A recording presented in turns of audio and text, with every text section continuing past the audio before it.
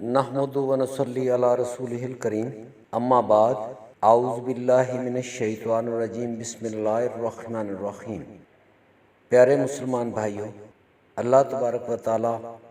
آپ کی زندگیوں کو خوش و خرم رکھے۔ اتنے بڑے علماء اکرام، صوفیاء اکرام، محدثین، مفسرین کی موجودگی میں میرے جیسا طفل مکتب کی لب کشائی کرنا زیب تو نہیں دیتا، لیکن مجھے جس جذبے نے اس عمل کو کرنے کی ترغیب دی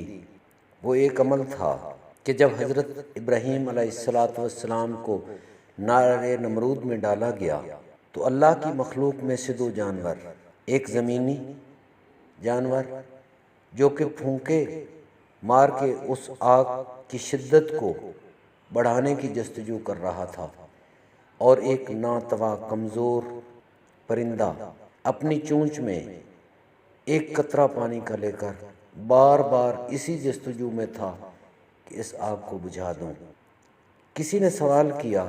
کہ کیا تمہاری اس ایک قطرہ پانی سے یہ آگ بجھ پائے گی؟ تو اس نے بڑی عاجزی اور بڑی انکساری سے عرض کرنے لگا کہ یہ میں جانتا ہوں، میری بساط نہیں اس آگ کو بجھانے کی، میں طاقت نہیں رکھتا، لیکن میری دلی تمنا صرف یہ ہے کہ جب خالق کائنات روز جزا دیکھیں گے تو کم از کم میرا نام بھی اس فرشت میں شامل ہوگا کہ اللہ کے خلیل کی ذات کریمہ پر جلائے جانے والی آگ کو بجھانے میں مجھ جیسا حقیر اور ناتواں بھی ہوگا۔ شاید اللہ کی بارگاہ میں میری یہ حقیر سی کوشش قبولیت کا شرف پالے۔ صرف اس جذبے کو لے کر، اس سوچ کو لے کر میرے دل میں خیال آیا، اصل مرد مجاہد صوفیاء اکرام کی ذات کریمہ ہے جو اپنی زندگیوں کو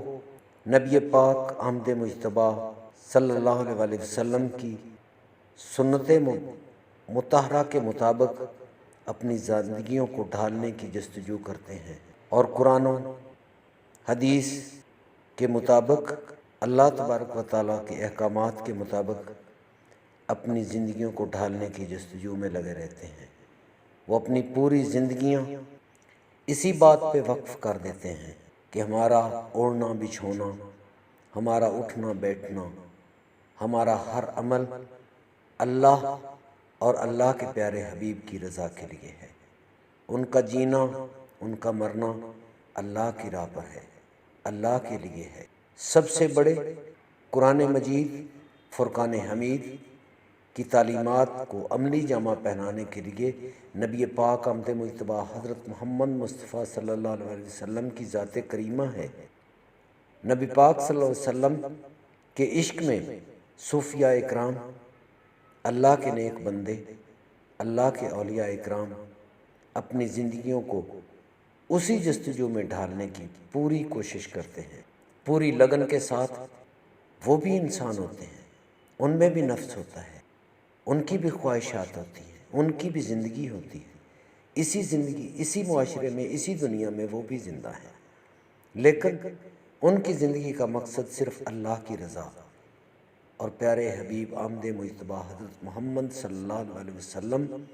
کی ذات مبارکہ کا عشق ہے۔ ان کے احوال، ان کے تصرفات، ان کے حالات، ان کی زندگیوں کے مختلف واقعات جو ان کی زندگی میں رونما ہوئے، جس طرح انہوں نے اپنی زندگیوں کو رنگنے کے لیے جستجو کی، کوشش کی، اس کو بیان کرنے کی حقیر سی کوشش کرنا چاہتا ہوں، تاکہ اللہ کی مخلوق کو شاید، اللہ کے نیک بندوں کو شاید اگر کسی کے دل میں یہ جستجو آ جائے، یہ شعور آ جائے، اللہ پاک یہ سمجھ عطا فرما دے کہ میں بھی انسان ہوں، میں بھی اپنی زندگی کو کیوں نہ اپنے خالق کائنات کے احکامات کے مطابق ڈھالنے کی جستجو کروں۔ صرف اسی جستجو میں یہ کوشش کی ہے۔ اللہ پاک اپنی بارگاہ رب العزت میں نبی پاک صلی اللہ علیہ وسلم کے نالین پاک کا صدقہ قبولیت کا شرف عطا فرما۔ اگر میری یہ جستجو، میری یہ کوشش آپ مسلمان بھائیوں کو اچھی لگی ہو تو عذرائے کرم اس چینل کو سبسکرائب کر دیں اور بیل آئیکن کو بھی دبا دیں تاکہ آنے والی ہر ویڈیو آپ کی خدمت میں بر وقت پہنچ سکے۔ جزاک اللہ الخیر۔